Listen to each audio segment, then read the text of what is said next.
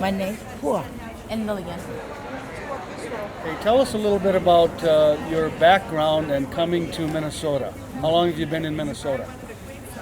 Của nhau hôm của tôi nhau mình cà tê mà của tôi nhau tới thế chụp bôi gì đâu là chỉ cũng kia là nhau mình Minnesota mà của là nhau tới thế gì bùa cha chồng. Gì chồng sao? Gì chồng cha. Chồng sao? Cha chồng đâu. Cha chồng.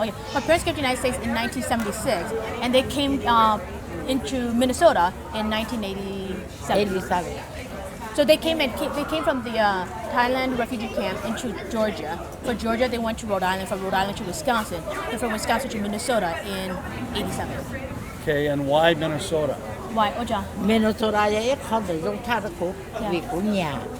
Bây giờ nó cứ nhà cái nó cái hồ chỉ yêu chỉ hồ liều tê rồi bây giờ chỉ bay trồng mì cà đó chỉ bayอยู่ตรงแค่ Well, my parents actually came because we had a lot of aunts and uncles here in Minnesota, and we wanted to be closer to the family. But not like that, but they came because they really liked the politics and the community that Minnesota has provided to the aunts and uncles. So tell us a little bit about your involvement with growing produce and the farmers market. The farmers market. Yeah, của nhà vì họ của nhà của tôi xí nó hay vậy họ dùng gì đó của lấy của tôi hậu lửa của ít xí chắc. It was something that she knew how to do as an unskilled worker, something that she knew how to do, and something she could provide back to her family. What is the science or the skill? How do you do that? Của tôi thầu của rong có nó của gì mình cởi rồi đấy, là university khai học lòng gan thì tôi mình cởi tới đi trồng kế ở liều tê, rồi lấy kế trồng chua, rồi lấy kế nọ kế hậu thế, để dùng phát của tôi kinh xả lấy cũng xả thế. So generation after generation, the Hmong people have been agricultural people, and so like growing beans and growing potatoes and zucchinis and a lot more ethnic food like tomatoes. That's something they've been doing for generation after generation. Something they just kind of knew how to do.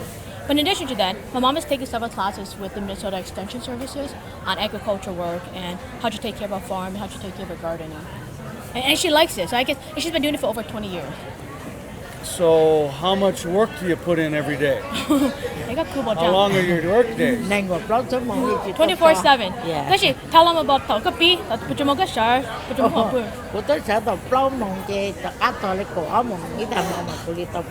So mom wakes up at 4 o'clock to get ready and go to the garden. And they come home and finish washing vegetables and all that stuff around midnight. And then it starts again at 4 o'clock. So when you came to Minnesota and started going to the market, how did you get your land? Của mua ít hạt tê giờ là chỉ cơ như là chỉ chỗ thì của mua ít họ là bé cơ nhá thì tôi cái ít xài ở bên biển thì của so chứ của gì chỉ muốn nhẹ thì của lệnh của tới cho nè. So for the past 20 years, my parents have been doing farmers market. We've never actually owned land. We've only rented land from other farmers. So my parents have about 5 acres down in Rosemont, just right by the Coates, Rosemont and Coates border. And they have about 3 more acres out in Woodbury on the east side. So 8 acres total. What is the role of the kids then, like yourself? Yeah. So bây giờ mình ngồi này bây giờ đã chuyện. Nên thầu cái cú lúc này ta là mà cái chấm nhuận bên này nè. Chị là một cái tờ chị là lôi lò chị là cô là ba của lấy chỉ cho ba của đi trả là của một đây là giờ chị lấy của ba của dẻ là của ba của đi cho của tờ thế. So actually, we actually started with the farmers market because it's a way for us to pay for our private school tuition. So all 7 of us actually went to private school and we graduated from private school. So it started as a secondary income to help pay for tuition. And so for us during the summer, as growing up for kids, this was our summer job. We didn't work at golf courses. We didn't work at the local grocery store. We didn't work anywhere. We worked at the farmers market and at the garden. And so for us then, growing up, we knew how to grow broccolis and beans and Brussels sprouts and potatoes. And we also, on the farmers market on the weekends, we also then do the selling and the marketing too. Last question, and this is for you. What is the future for a young Hmong lady? What are your goals and aspirations?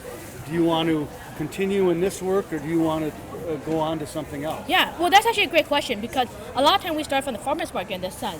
But I actually have a bachelor's degree from Brown University in Rhode Island, and then when I got a graduate degree from Yale University.